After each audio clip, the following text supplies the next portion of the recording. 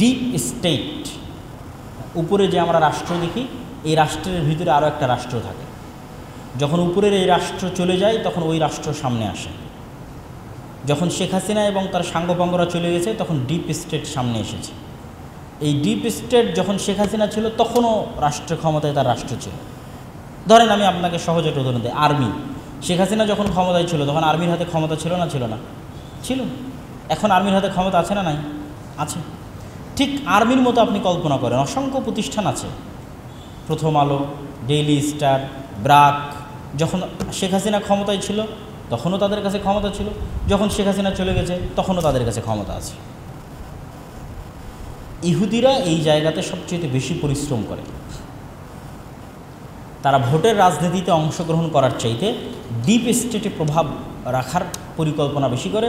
কেন? ইহুদিরা সংখ্যায় অল্প, সে ভোটে দাঁড়িয়ে আমেরিকায় জিততে পারবে না। সে কি করে জিততে পারবে? শক্তিশালী মিডিয়া ইহুদির হাতে, শক্তিশালী অর্থনৈতিক প্রতিষ্ঠান ইহুদি মালিকানাধীন। তাহলে এখন ডোনাল্ড ট্রাম্প নির্বাচন করুক আর জো বাইডেন নির্বাচন করুক, মিডিয়া লাগবে কার? ইহুদির। অর্থ লাগবে কার? ইহুদির। তাহলে ক্ষমতায় জো বাইডেন আসুক আর ডোনাল্ড ট্রাম্প আসুক, প্রকৃত ক্ষমতা কার হাতে? ইহুদির হাতে। যেহেতু আমরা সবাই মুসলমান, সেহেতু আলটিমেটলি এখানে মুসলমানদের হাতে ক্ষমতা থাকবে। কিন্তু মুসলমানদের শক্তিশালী কোনো প্রতিষ্ঠান নাই, শক্তিশালী কোনো অর্থনৈতিক প্রতিষ্ঠান নাই, শক্তিশালী কোনো মিডিয়া নাই। ফলত সকল ইসলামী দল বা প্রতিষ্ঠান বাহ্যিক যে ক্ষমতা সেটির পিছনে ছুটতেছে, সেটির পিছনে সময় শ্রম দিচ্ছে। সেটিকে আমি ভুল, ঠিক, না, নিন্দা কিছু করতে চাচ্ছি না, কিন্তু আমি বলতে চাচ্ছি আমাদের শক্তিশালী প্রতিষ্ঠানও দরকার। মানবাধিকার সংস্থা অধিকার যেমন শেখ হাসিনার সরকারের আমলে শক্তিশালী ছিল, এখনও শক্তিশালী। অধিকার থেকেই এখন উপদেষ্টা হয়ে গেছে, তিনি রাষ্ট্র চালাচ্ছেন।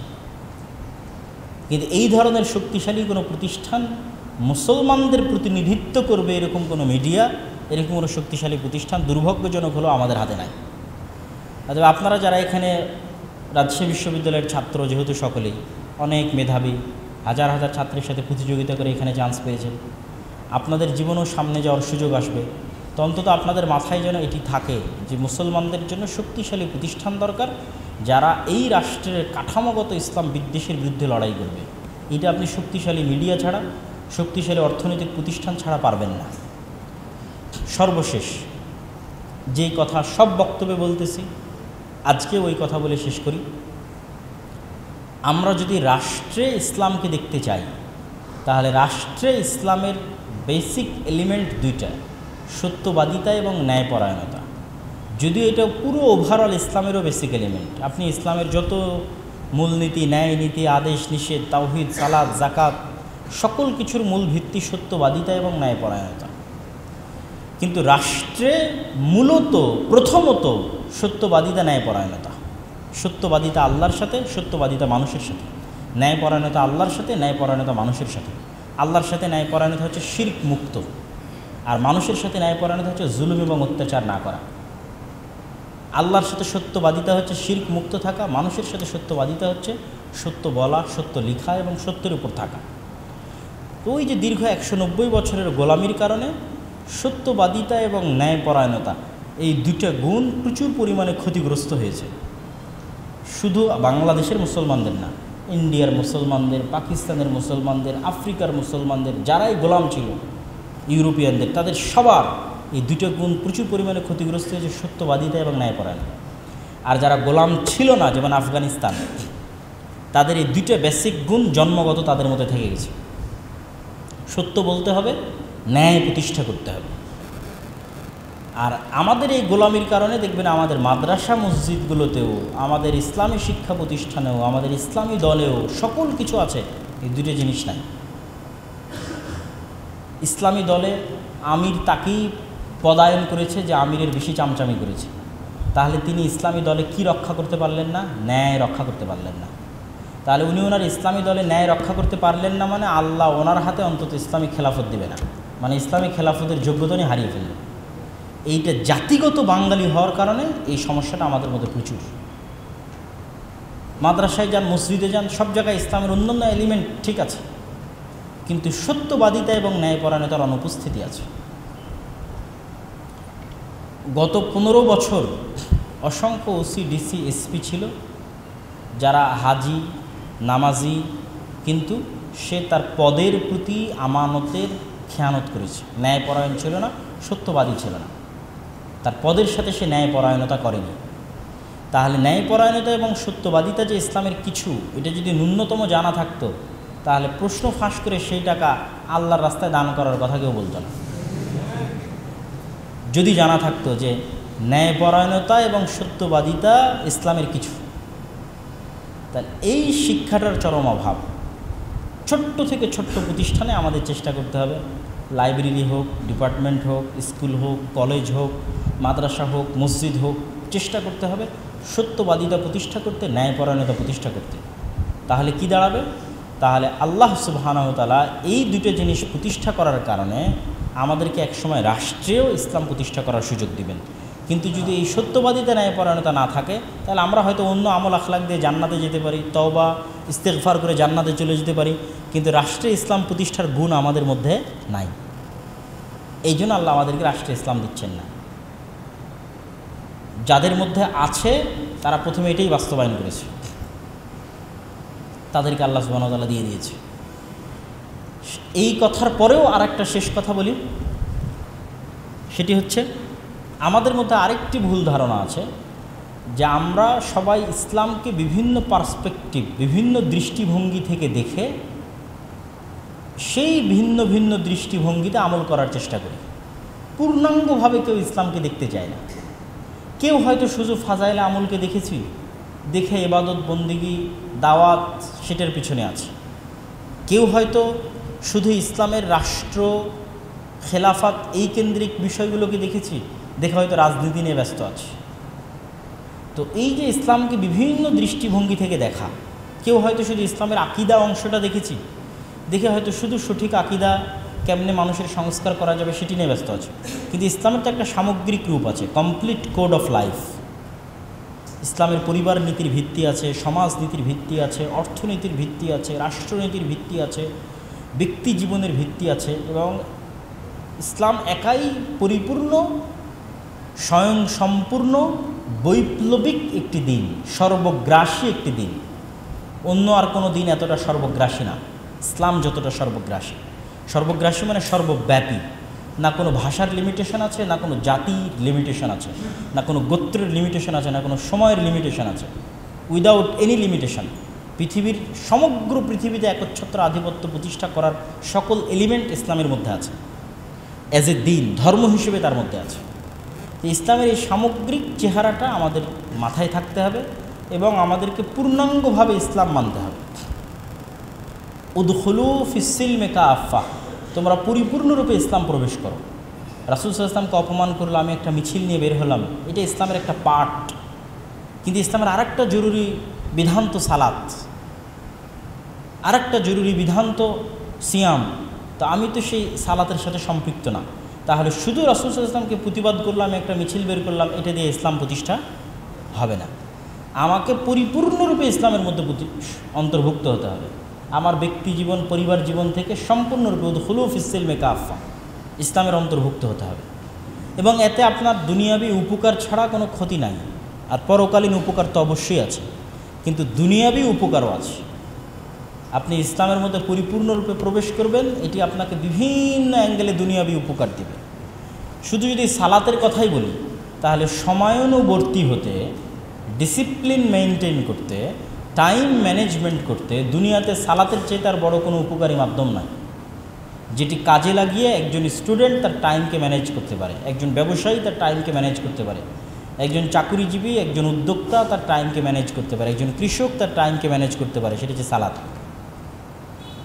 আর ইসলামে আর দ্বিতীয় কোনো আদেশও নাই যেটি সকল মুসলমানের জন্য ফরজ করা হয়েছে, সব সময়ের জন্য ফরজ করা হয়েছে।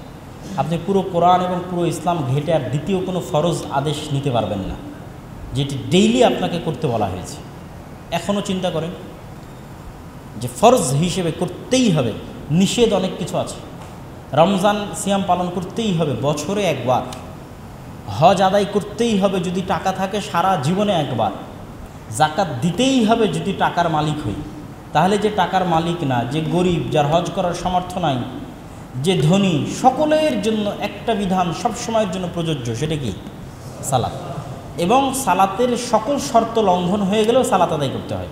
শর্তে বাতিলের কারণে সালাত বাতিল হয় না। যে আমি এখন অপবিত্র অবস্থায় আছি, আমার পবিত্র হওয়ার কোনো রাস্তা নাই, তাহলে কি আমি সালাত আদায় করবো না? সালাত আদায়ের জন্য এটি জরুরি, পূর্ব শর্ত যে আমাকে পবিত্র হতে হবে। বাট যেহেতু এখন কোনো সিচুয়েশন নাই পবিত্র হওয়ার, তো সালাত মাফ হবে না, আদায় করতে হবে? আদায় করতে হবে। কোনো সিচুয়েশন পৃথিবীতে নাই যেখানে আদায় বাদ যাবে। তাহলে আমাকে পরিপূর্ণ ইসলামে প্রবেশ করতে হবে, সত্যবাদিতা এবং ন্যায়পরায়ণতার চর্চা করতে হবে। ছোট্ট মাদ্রাসা হোক, ছোট্ট লাইব্রেরি হোক, ছোট্ট মসজিদ হোক, ছোট্ট ইসলামী দল হোক, ওই ন্যায়পরায়ণতা, ওই সত্যবাদিতা রাষ্ট্রে ইসলাম প্রতিষ্ঠা করার সুযোগ দিবে। আর এই তিনটে জিনিস, তিনটে বাধা সম্পর্কে সচেতন থাকতে হবে। কলোনিয়াল যে গোলামির মাইন্ড সেট আপ আছে, সেটার বিপরীতে আমাদেরকে পরিপূর্ণ কনফিডেন্ট হতে হবে ইসলামের প্রতি। ভুল যে বয়ানগুলো, রাজনৈতিক বা ঐতিহাসিক বয়ানগুলো আমাদের বাচ্চাদের খাওয়ানো হয়েছে, সেই বয়ানগুলো বাতিল করে বাংলার মুসলমানদের যেটা সঠিক রাজনীতির বয়ান, সেটি তুলে ধরতে হবে ইতিহাসের আলোকে। 3 নাম্বার, রাষ্ট্রের যে কাঠামোগত ইসলাম বিদ্বেষ আছে, যেটা হাসিনার আমলেও ছিল, এখনও আছে, হাসিনার পূর্বেও ছিল, এটি রাষ্ট্রের কাঠামোগত ইসলাম বিদ্বেষ, সেটির বিরুদ্ধে আমাদেরকে লড়াই এবং ফাইট করতে হবে। আর সর্বশেষে আবারও বক্তব্য যেটা দিয়ে শুরু করেছিলাম সেটা দিয়েই শেষ করি। সেটি হচ্ছে, আমরা 1947-এ স্বাধীন হই, 1971-এ স্বাধীন হই। ব্রিটিশরা দ্বিতীয় বিশ্বযুদ্ধের পর যখন দেখলো এই সমস্ত দেশকে তাদের কন্ট্রোলে রাখা যাবে না, এই দেশগুলোকে স্বাধীন করে দিতে হবে, তখন তাদের সিস্টেম বাকি রেখে কিভাবে স্বাধীনতা দেওয়া যায় তার জন্য তারা থিওরি খুঁজে। এই জন্য সিস্টেম ব্রিটিশদেরই, শুধু তারা চলে গেছে। বাংলাদেশ আর্মি পাকিস্তান আর্মির খণ্ডিত অংশ, পাকিস্তান আর্মি ইন্ডিয়ান আর্মির খণ্ডিত অংশ, ইন্ডিয়ান আর্মি ব্রিটিশ আর্মির খণ্ডিত অংশ। এই জন্য বাংলাদেশ আর্মির যত ল আছে তার সবগুলোর শুরু হয়েছে ব্রিটিশ আর্মিতে। বাংলাদেশের আইন ব্যবস্থা, বিচার ব্যবস্থায় যত বিধিবিধান আছে, যত ধারা আছে, পুলিশ আইন বলেন, সমাজ আইন বলেন, যা আইন বলেন, সবগুলো 1860, 1870 মানে ব্রিটিশ। ওই আইনকে ফলো করেই ব্রিটিশের খণ্ডিত রূপ ইন্ডিয়া, ইন্ডিয়ার খণ্ডিত রূপ পাকিস্তান, পাকিস্তানের খণ্ডিত রূপ বাংলাদেশ। তথা সিস্টেম ওটাই থেকে গেছে, যে গোলামির সিস্টেম সেটিই থেকে গেছে। মুসলমানদের কাঙ্ক্ষিত যে চাওয়া সেটি প্রতিফলিত হয়নি এবং প্রস্ফুটিত হয়নি। শেষে আরও একটা কথা বলি, যে ইসলাম যদি রাষ্ট্রে প্রতিষ্ঠা হয় তাহলে ভয়ের কিছু নাই তো, ভীতির কিছু নাই তো। ইসলামের যে এই যে ইসলামোফোবিয়া, যে ইসলাম রাষ্ট্রে চলে গেলে এই হবে সেই হবে, ইসলাম রাষ্ট্রে চলে গেলে ভয়ের কিছু নাই, ভীতির কিছু নাই। বরং ইসলাম যতটা সুন্দরভাবে, যতটা ন্যায়পরায়ণতা এবং ইনসাফের সাথে রাষ্ট্র পরিচালনা করতে পারবে, আমি উদাহরণের জন্য এটি বলি যে আজকের আমেরিকাতেও যদি ইসলামী খেলাফা প্রতিষ্ঠা হয় তাহলে আমেরিকার মানুষরা এখনকার চেয়ে বেশি ভালো থাকবে। কোন দিক দিয়ে ভালো থাকবে ভাই? আমেরিকায় তো সব কিছু আছে, একটা দিক দিয়ে ভালো থাকবে। আমেরিকার এখন যা সব কিছু আছে সেগুলো তো থাকবেই, আর একটা দিক দিয়ে ভালো থাকবে, সেটা হচ্ছে অর্থনৈতিক স্বাধীনতা। সুদে অর্থনৈতিক স্বাধীনতা নাই, সুদে গোলামি আছে। গোলামি পৃথিবীর সব মানুষের জন্য, ইহুদি, বৌদ্ধ, হিন্দু, খ্রিস্টান, সবার জন্য। এই জন্য আপনি ইংল্যান্ডে যান, ইউরোপে যান, আমেরিকাতে যান, মানবাধিকার আছে, কিন্তু আপনি অর্থনৈতিক স্বাধীনতা খুঁজে পাবেন না। সারা জীবন ইনকাম করে আপনি একটা বাড়ি ক্রয় করতে পারবেন না। যে কোনো প্রবাসীকে জিজ্ঞেস করতে পারেন, অর্থনৈতিক স্বাধীনতার লিমিটেশন আছে, এটি শুধু অর্থনীতির কুফল। তা আমেরিকায়, ইংল্যান্ডে, ইউরোপে যদি ইসলামী অর্থনীতি প্রতিষ্ঠিত হয় তো ওই দেশের, ওই অঞ্চলের মানুষরা অর্থনৈতিক স্বাধীনতা ভোগ করবে, অর্থনৈতিক গোলামি থেকে মুক্তি পাবে। এরকম আরও অসংখ্য পয়েন্ট আছে। তো ইসলাম রাষ্ট্রে গেলে কল্যাণই কল্যাণ, সমগ্র পৃথিবীর জন্য কল্যাণ। তো আল্লাহ সুবহানাহু ওয়া তাআলা আমাদেরকে ইসলামের জ্ঞান চর্চা করার এবং এই ধরনের যে অনুষ্ঠানগুলো হচ্ছে এগুলোকে আরও সামনে কীভাবে টিকিয়ে রাখা যায় গ্রুপ স্টাডির মাধ্যমে, বইভিত্তিক গ্রুপ স্টাডি। এই যে যেমন যারা দিনী সার্কেল আইসি, শুধু এরকম বাৎসরিক বা মাসিক এরকম অনুষ্ঠান না করে সাপ্তাহিক হোক, ষান্মাসিক হোক, 15 দিন হোক, 1 মাস হোক, বইভিত্তিক গ্রুপ স্টাডি করতে হবে। অসংখ্য গ্রুপ স্টাডি হোক, সমস্যা নেই। রাজশাহী বিশ্ববিদ্যালয়ে 10টা, 15টা, 20টা হোক। যখনই আপনি বইভিত্তিক জ্ঞান অর্জন করবেন তখন ওই জ্ঞানটা হবে টেকসই এবং স্থায়ী। এবং এই যে ওপেন দাওয়াতি প্ল্যাটফর্ম তৈরি হয়েছে, এটা আল্লাহর পক্ষ থেকে একটি নিয়ামত। এই নিয়ামতের যদি আমরা অবমূল্যায়ন করি অথবা এই নিয়ামতকে যদি আমরা নষ্ট করি বা এই নিয়ামতের যদি আমরা খেয়ানত করি, তাহলে এই নিয়ামত আল্লাহ একসময় উঠিয়ে নেবে। আর যদি এই নিয়ামতটার আমরা যত্ন নিই এবং এটির সাথে বাড়াবাড়ি না করি, যে নির্দিষ্ট একটা দল বা নির্দিষ্ট একটি সংগঠন বা কোনোভাবে একটা এমন একটা সিচুয়েশন তৈরি করা হলো যে ওপেন যে দাওয়াতের যে প্ল্যাটফর্মটা আছে সেই ওপেন দাওয়াতের প্ল্যাটফর্মটা নষ্ট হয়ে গেল, তখন এই নিয়ামতটা কিন্তু উঠে যাবে। তো ছাত্র ভাইদের প্রতি উদাত্ত আহ্বান থাকবে, এই ওপেন দাওয়াতের যে প্ল্যাটফর্ম এখন সূচনা হয়েছে সারা বাংলাদেশের বিভিন্ন শিক্ষা প্রতিষ্ঠানে, এটিকে আপনারা ন্যায়পরায়ণতার সাথে, সত্যবাদিতার সাথে ধরে রাখার চেষ্টা করেন। কারোর প্রতি অন্যায় করিয়েন না, জুলুম করিয়েন না, যেন আল্লাহ সুবহানাহু ওয়া তাআলা এই নিয়ামতটা আমাদের মধ্যে থেকে উঠিয়ে না নেয়, বরং এই দাওয়াতি কাজে আল্লাহ আরও বরকত দান করেন, বলেন আল্লাহুম্মা আমিন। এই বলে আমি আপনাদের প্রশ্ন উত্তরের জন্য সুযোগ দিচ্ছি। আমার বক্তব্য আমি শেষ করলাম, যে কেউ প্রশ্ন করতে পারেন। আসসালামু আলাইকুম।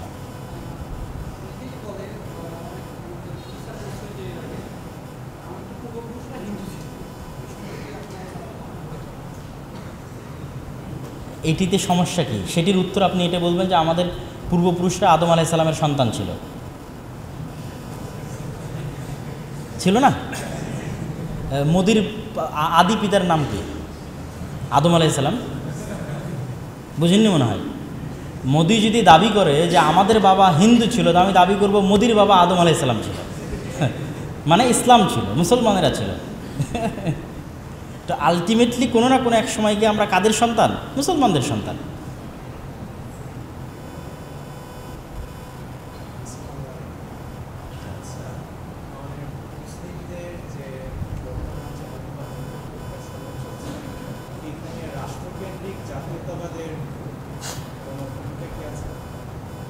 আরও খুলে প্রশ্ন করেন, কোনো সমস্যা নেই।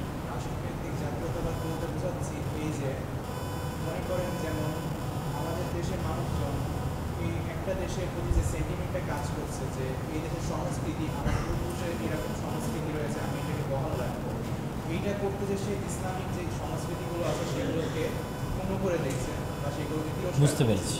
বসে, জাতীয়তাবাদের সাথে ইসলামের সংঘর্ষ আছে কিনা? শুধু আমাদের বাংলাদেশে না, এখন আরব বিশ্ব নতুন কালচার শুরু হয়েছে, আরব জাতীয়তাবাদ। এবং আরব জাতীয়তাবাদের শত্রু হিসেবে তারা দাঁড় করিয়েছে ইসলামিক কৃষ্টি কালচারকে।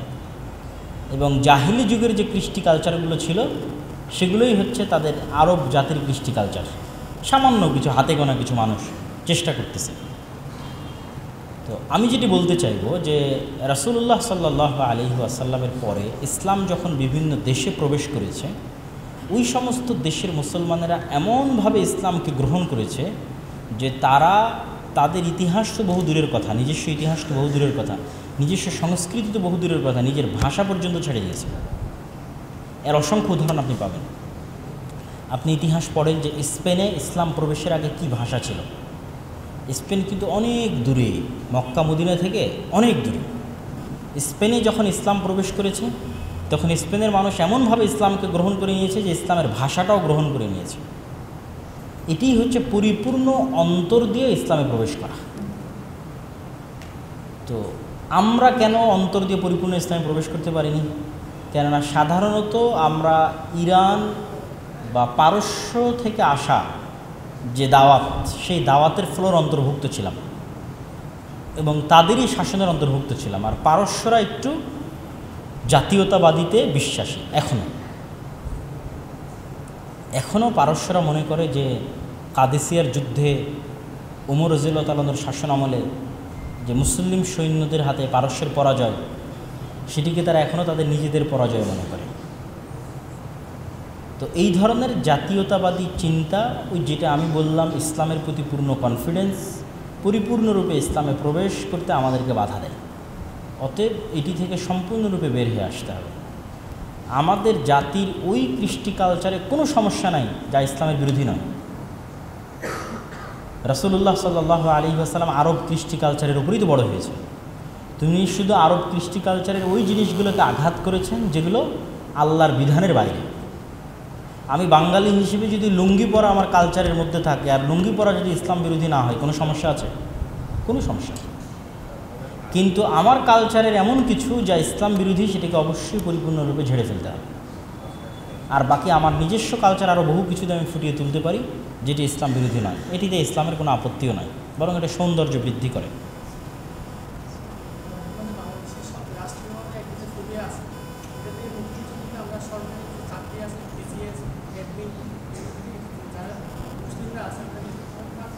অবশ্যই সরকারি চাকরিতে অংশগ্রহণ করাতে আমরা কোনো সময় নিরুৎসাহিত করিনি তো।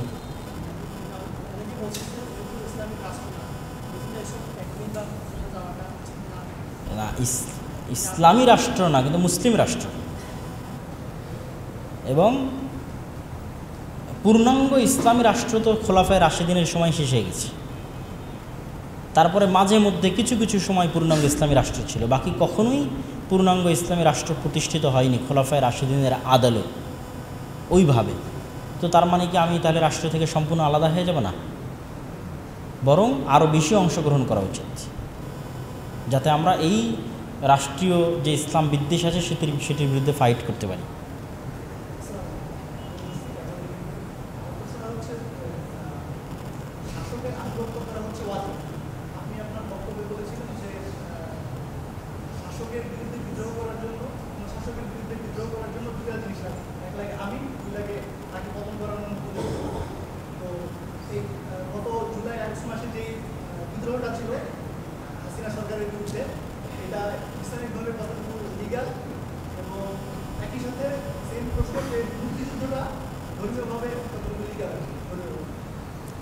এই ভাইয়ের প্রশ্নের উত্তর দেওয়ার আগে আপনাদেরকে আরেকটা মজার জিনিস বলি, সেটি হচ্ছে রাষ্ট্রের উত্থান পতন ইসলামের ইতিহাসে অসংখ্য দেখতে পাবেন। যেমন ওমাইয়াদের বসেন, যেমন ওমাইয়াদের বিরুদ্ধে আব্বাসীরা বিদ্রোহ করেছে, আব্বাসীরা বিদ্রোহ করে ক্ষমতা দখল করে নিয়েছে। আবার আব্বাসীদের বিরুদ্ধে আর কেউ বিদ্রোহ করেছে, তারা বিদ্রোহ করে ক্ষমতা দখল করে নিয়েছে। তো বিদ্রোহ, ক্ষমতা দখল, পাল্টা দখল, এটি চলতেই থাকে। ইসলামের যে মূলনীতিটা আমরা তুলে ধরেছি আমাদের বক্তব্যে, সেই মূলনীতিটা হচ্ছে এখন যে আমরা ডক্টর ইউনূস সরকারের আনুগত্য করছি, সেটি কোন মূলনীতির ভিত্তিতে? বুঝেননি মনে হয়? ওই সেম মূলনীতির ভিত্তিতে। না হলে তো আমি বলতাম যে না, ডক্টর ইউনূসকেও মানি না। কিন্তু ইসলামের যেটি মূলনীতি সেটি হচ্ছে যে কেউ যদি আর এক ক্ষমতাকে ফেলে দিয়ে নিজে ক্ষমতা দখল করে, তো যে দখল করেছে তোমরা তারই আনুগত্য করো। কেন? ইসলামের শান্তি এবং নিরাপত্তা হচ্ছে সর্বাগ্রে। তাহলে ইনস্ট্যান্ট এতগুলো ইসলামী দল, ইসলামী আন্দোলন, মসজিদ, মাদ্রাসা ডক্টর ইউনূসের আনুগত্যের প্রতি স্বীকৃতি দিল কেন? সামগ্রিক শান্তি এবং নিরাপত্তা বজায় রাখার খাতিরে। আর এই ধরনের যে গণ অভ্যুত্থান এবং গণ আন্দোলনগুলো সংঘটিত হয়, এই গণ অভ্যুত্থান বা মুক্তিযুদ্ধের মতো যে যুদ্ধ, এগুলোকে সবসময় আপনি রাজনীতিকে ফতোয়ার বেড়াজালের মধ্যে আটকে রাখতে পারবেন না। আপনি যতই ফতোয়া দেন যে এটা চলবে না, এটা চলবে না, কিন্তু এটা ঘটে যাবে। তো যখন এটা ঘটে যাবে, তখন সেটির প্রতিও আনুগত্য প্রদর্শন করাই হচ্ছে ইসলামের বিধান। আর আমাদের যে বক্তব্য ছিল সেটি ছিল সশস্ত্র বিদ্রোহ। ছাত্রদের যে আন্দোলন ছিল সেটা আমরা এখন পর্যন্ত আমাদের জানা নাই যে এটির সাথে সশস্ত্র আন্দোলনের কোনো সম্পৃক্ত ছিল। এটির সাথে কোনো সশস্ত্র আন্দোলনের সম্পৃক্ততা ছিল না। তো সশস্ত্রভাবে আপনি পুলিশের প্রতি আক্রমণ করবেন, সশস্ত্রভাবে আপনি আর্মির প্রতি আক্রমণ করবেন, সশস্ত্রভাবে আপনি বিচার বিভাগের কোনো বিচারপতির প্রতি আক্রমণ করবেন, এটি তখনই জায়েজ যখন আপনি মনে করছেন এটি একটি কুফরিতন্ত্র, তাগুতিতন্ত্র শতভাগ, এবং এটিকে পরিপূর্ণরূপে পতন ঘটিয়ে আমি শান্তি এবং নিরাপত্তা প্রতিষ্ঠা করতে পারব। এই দুইটা শর্ত যখন পূরণ হবে তখন এটা জায়েজ। আর যতক্ষণ এই দুইটা শর্ত পূরণ না হবে ততক্ষণ পর্যন্ত সশস্ত্র আন্দোলন বা বিদ্রোহ করার কোনো সুযোগ ইসলামের দৃষ্টিতে যদি বলি তাহলে নাই। আর ছাত্রদের যে বিষয়টি ছিল সেটি সশস্ত্র বা এই জাতীয় কোনো কিছু ছিল না, বা পুলিশকে আক্রমণ করা, হত্যা করা, বা আর্মিকে আক্রমণ করা বা হত্যা করা। সুতরাং সেই দৃষ্টিকোণ থেকে আমাদের যে বক্তব্য ছিল সেই বক্তব্যের জায়গাতেই, এবং যে জিনিসটা সংঘটিত হয়ে গেছে সেটা আমি সম্পূর্ণরূপে বলবো আল্লাহ সুবহানাহু ওয়া তাআলার সাহায্য, আল্লাহ সুবহানাহু ওয়া তাআলার সহযোগিতা। এখানে যদি মাজলুম কেউ থাকে, অস্ত্র কেউ উঠিয়ে থাকে, সেটি রাষ্ট্রীয় অস্ত্র উঠিয়েছে নিরস্ত্র এবং নিরীহ ছাত্রের উপর। নিরস্ত্র মানুষ বা নিরস্ত্র ছাত্ররা রাষ্ট্রের বিরুদ্ধে অস্ত্র উঠায়নি। সুতরাং এখানে যদি নিহত থাকে তাহলে ছাত্র, হত্যাকারী যদি থাকে তাহলে রাষ্ট্র। মাজলুম যদি থাকে তাহলে ছাত্ররা, দেশের জনগণেরা, জালেম যদি থাকে তাহলে রাষ্ট্র। জি ভাই, বলবো, শুনবো, বসেন।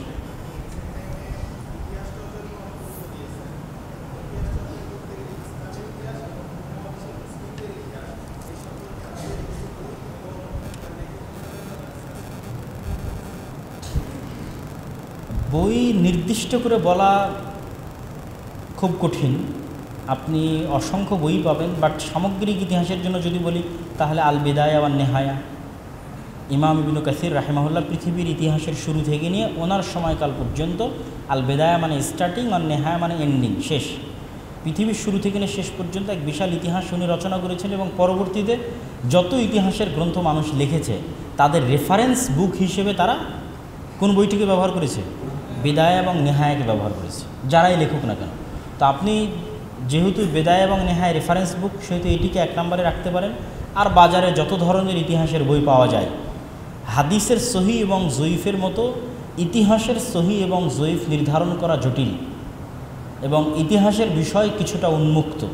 ইতিহাসের বিষয় কিভাবে সিদ্ধান্ত নেবেন? 5 ধরনের, 10 ধরনের, 3 ধরনের অ্যাঙ্গেল থেকে যারা ইতিহাস লিখেছে সেই ইতিহাসগুলোকে পড়তে হবে। মুসলিম ইতিহাসরা এক অ্যাঙ্গেলে লিখবে, ইউরোপিয়ান যারা ইতিহাসবিদ আছে পিকে হিট্টির মতো তারা আর এক অ্যাঙ্গেলে লিখবে, আগের যুগে যারা ইতিহাস লিখেছে তারা এক অ্যাঙ্গেলে লিখবে, এখনকার যারা ইতিহাস লিখছে তারা আর এক অ্যাঙ্গেলে লিখবে। এরকম 3-4টে ধরনের ইতিহাসের বই যদি আপনি সামনে রাখেন, তুলনামূলক পর্যালোচনা করেন, তাহলে আপনি অন্তত একটা সামারিতে পৌঁছতে পারবেন যে কোনটা সঠিক কোনটা ব্যাঠিক। ইতিহাসের ক্ষেত্রে এরকম তাহকিক নাই যে এটা সহি বা এটা জয়ীফ, ঠিক যেমন হাদিসের ক্ষেত্রে আছে। তবে ইতিহাসের বইয়ে যদি হাদিস ব্যবহৃত হয় তাহলে সেই হাদিসের তাহকিকের জন্য আপনি মুহাদ্দিসদের বইয়ের অনুসরণ করবেন। বাকি ইতিহাসের বই যেটা ভালো লাগে বাজার থেকে কিনে নিয়ে পড়তে পারেন। যাচাই বাছাইয়ের জন্য তুলনামূলক পর্যালোচনা করতে হবে। উপমহাদেশের ইতিহাসও এই ধরনের যত বই বাজারে আছে,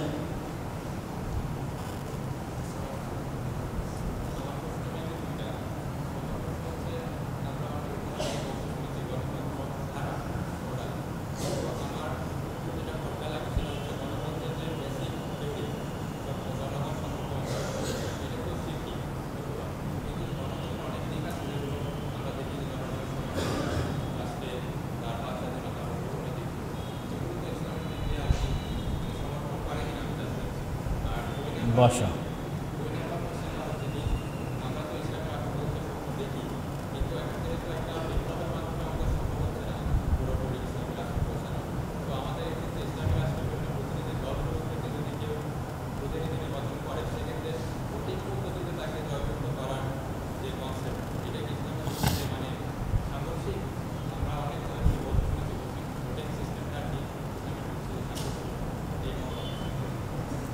প্রথমত গণতন্ত্রের বিষয়ে যেটা প্রশ্ন করেছেন সেটির বিষয়ে গণতন্ত্র অ্যাজ এ মতবাদ, অ্যাজ এ তন্ত্র, এটি রাষ্ট্র পরিচালনার একটা সিস্টেম। আর ইসলামের রাষ্ট্র পরিচালনার সিস্টেম সম্পূর্ণ ভিন্ন, নিজস্ব এবং স্বাধীন। তো ইসলামের রাষ্ট্র পরিচালনার সিস্টেমের মধ্যে গণতন্ত্রের কিছু কিছু এলিমেন্ট থাকতে পারে, কিন্তু যেখানে পরিপূর্ণরূপে ইসলামী খেলাফা প্রতিষ্ঠা হয়েছে সেখানে গণতন্ত্রের অনেক এলিমেন্ট থাকতে পারে। যেমন আমরা গ্রামের একজন দায়িত্বশীল নির্ধারণ করব, থানার একজন দায়িত্বশীল নির্ধারণ করব, উপজেলার একজন দায়িত্বশীল নির্ধারণ করব, তাদের ক্ষেত্রে এই সিস্টেম প্রয়োগ করা যেতে পারে, জনমত। যদিও গণতন্ত্রে যেটি বলা হয় যে জনগণের শাসন, আমার দৃষ্টিতে মনে হয় না যেটি জনগণের শাসন। আমার গবেষণা ভুল হতে পারে, যে কেউ দ্বিমত করতে পারে। আমার দৃষ্টিতে মনে হয় দলীয় শাসন। যদি জনগণের শাসন হতো তাহলে রুট লেভেল থেকে উঠে আসতো, টপ লেভেল থেকে আসতো না। রুট লেভেল থেকে উঠে আসা বলতে আমি কী বুঝাচ্ছি, যে আজকে গণতন্ত্র যেই সেন্সে আমরা বুঝি যে জনগণের শাসন, সেই সেন্সে যদি গণতন্ত্র প্রতিষ্ঠা করতে চাই বাংলাদেশে, তাহলে রুট লেভেল থেকে উঠে আসতে হবে, বা পৃথিবীর যে কোনো দেশে। রুট লেভেল বলতে একটা গ্রামের মানুষ একত্রিত হয়ে তাদের গ্রামের প্রতিনিধি নির্ধারণ করবে। এইভাবে প্রত্যেকটা গ্রামের মানুষ একত্রিত হয়ে তাদের গ্রামের প্রতিনিধি নির্ধারণ করবে। গ্রাম প্রতিনিধি তার ইউনিয়ন প্রতিনিধি নির্ধারণ করবে। যতগুলো গ্রামের প্রতিনিধি হয়েছে তারা একত্রে বসে তাদের মধ্যে থেকে একজন ইউনিয়ন প্রতিনিধি নির্ধারণ করবে। সকল ইউনিয়ন প্রতিনিধি একত্রিত একজনকে উপজেলা প্রতিনিধি নির্ধারণ করবে। সকল উপজেলার প্রতিনিধি একত্রিত একজনকে জেলা প্রতিনিধি নির্ধারণ করবে। সকল জেলা প্রতিনিধি একত্রিত একজনকে রাষ্ট্রের প্রধান নির্ধারণ করবে। এটা হলো একদম প্রকৃত অর্থে জনগণের শাসন, আমি ইসলামের শাসন বলিনি, কিন্তু বাস্তবে ইন রিয়াল ফ্যাক্ট এটা হলো জনগণের শাসন। আর এখন যেটা চলতেছে এটা হচ্ছে দলের শাসন, দলীয় শাসন। এটাকে সরাসরি ডাইরেক্টলি জনগণের শাসন বলা হচ্ছে, এটা এক প্রকার মিথ। তো সামগ্রিক অর্থে যেটি বলতে চাচ্ছি সেটি হচ্ছে একটা থিওরির পরীক্ষার জন্য 100 বছর এনাফ। আমার এই কথার সাথে যে কেউ দ্বিমত করতে পারে। গণতন্ত্রের মাধ্যমে পরিপূর্ণরূপে ইসলাম প্রতিষ্ঠা করার চেষ্টা 100 বছর পার হয়ে গেছে। 1914-তে যদি আমরা বলি ইসলামী খেলাফতের পতন, তাহলে আজকে 2024, মানে 100 বছর ক্রস করেছে। তারপর থেকে নিয়ে এখন পর্যন্ত গণতান্ত্রিক ওয়েতে ইসলাম প্রতিষ্ঠার বহু চেষ্টা হয়েছে সারা পৃথিবীতে। আলজেরিয়াতে চেষ্টা হয়েছে, মিশরে চেষ্টা হয়েছে, পাকিস্তানে চেষ্টা হয়েছে, বাংলাদেশে চেষ্টা হয়েছে, মালয়েশিয়াতে চেষ্টা হয়েছে। কোথাও গত 100 ইয়ার্স, গত 100 বছরে পূর্ণ ইসলামী শাসন ব্যবস্থা গণতন্ত্রের মধ্যে প্রতিষ্ঠিত হতে পারেনি। এই কারণে আমার কাছে মনে হয় অ্যাজ এ থিওরি গণতন্ত্র ব্যর্থ, যে তার মাধ্যমে ইসলাম প্রতিষ্ঠা হতে পারে 100 বছরের এক্সপিরিয়েন্সের কারণে। এই কারণে না যে আমি গণতন্ত্রকে ত্রুটিযুক্ত বলছি, এই কারণে না, হতেও পারে মানে 100 বছর পর এখনও কেউ সফল হতে পারে, আল্লাহ আলাম, আল্লাহ ভালো জানে। কিন্তু 100 বছরে যেহেতু সাকসেসফুল হয়নি, সেহেতু আমার ধারণা সাকসেসফুল হবে না। তাহলে হবে কিভাবে? হবে হচ্ছে এই সিস্টেমটার পরিপূর্ণ কোলাপস করলে ইসলামী খেলাফতের উত্থান হবে। মানে এখন যে গণতান্ত্রিক সিস্টেম আছে এটার পরিপূর্ণ ধ্বংস হলেই ইসলামী খেলাফতের উত্থান হবে। এটি পরিপূর্ণ ধ্বংস হবে কিভাবে? বিশ্বের বড় বড় মোড়লরা এটিকে পরিপূর্ণ ধ্বংস হতে দিবে না। আইসিইউর মধ্যে হলেও টিকিয়ে রাখবে। আইসিইউর মধ্যে থাক, তাও টিকে থাক। যেমন প্রধানমন্ত্রী শেখ হাসিনার 15 বছর বলি, তো 15 বছর পুরোটাই গণতন্ত্রের নামেই তো চালানো হয়েছে, কিন্তু কখনো গণতন্ত্র ভালো ছিল, কখনো গণতন্ত্র আইসিইউর মধ্যে ছিল। এটা তো আর টোটাল গণতন্ত্রের শাসন ছিল না, কিন্তু বলা তো হয়েছে যে গণতন্ত্র। তাহলে এই গণতন্ত্র যখন আইসিইউর মধ্যে থাকতে থাকতে টোটাল ডেড বডি হয়ে যাচ্ছে ছাত্রদের আন্দোলনে, তখন ওই গণতন্ত্রকে, সিস্টেমটাকে বাঁচানোর জন্য বড় বড় দেশগুলো এন্ট্রি করে, যেন এই সিস্টেমটা কলাপস না করে।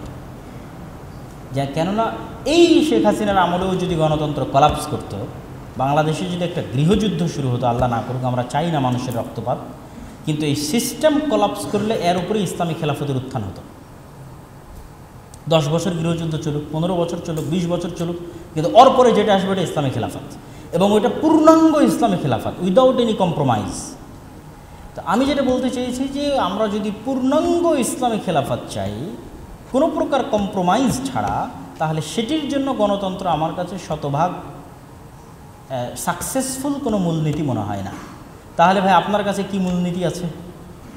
আমার কাছে যে মূলনীতি আছে সেই মূলনীতি আজকের আলোচনায় কিছু তুলে ধরেছি, এবং পরিবেশের অপেক্ষা, যেমন 5ই আগস্টের সময় একটা পরিবেশ তৈরি হয়ে গেছিল, এরকম পরিবেশ সামনে কখনো আবারও আসতে পারে।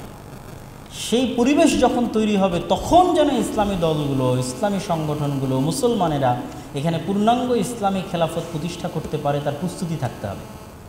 তার প্রস্তুতি স্বরূপ আজকে যে আমরা 3টা পয়েন্টে আলোচনা করেছি, এরকম আরও বহু পয়েন্টে আলোচনা হতে পারে, দাওয়াতি কাজ হতে পারে। সেই ন্যায়পরায়ণতা এবং সত্যবাদিতার যে পয়েন্টগুলো বলেছি, এগুলোর পূর্ণ প্রস্তুতি থাকতে হবে, যেন পরিবেশ আসলে যেন প্রতিষ্ঠা করা যায়। তো আমাদের সময় হয়তো শেষ হয়ে আসছে, 4:10-এ শেষ করতে বলেছে, 4:15 বেজে গেছে।